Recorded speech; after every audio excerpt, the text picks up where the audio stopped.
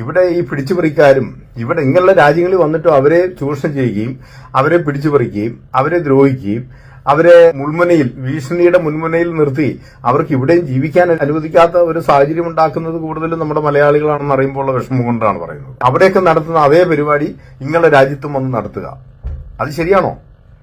അപ്പൊ അതിനെതിരെ ആരെങ്കിലും മുന്നോട്ട് വരണ്ടേ? അതിന് ആരെങ്കിലും മുന്നോട്ട് വരണം. നിങ്ങൾക്ക് ആർക്കെങ്കിലും ഏതെങ്കിലും തരത്തിൽ നിങ്ങൾ എന്തിനെയെങ്കിലും ഭയപ്പെടുന്നുണ്ടെങ്കിൽ ഈ രാജ്യം നിങ്ങൾക്ക് എല്ലാ പ്രൊട്ടക്ഷനും തരും. ആരും നിങ്ങളെ ഉപദ്രവിക്കില്ല. നിങ്ങളുടെ ഒരു രോമത്തെ പോലും തൊടാൻ ആർക്കും കഴിയില്ല. ഇവിടെ കൃത്യമായ നിയമമുണ്ട്.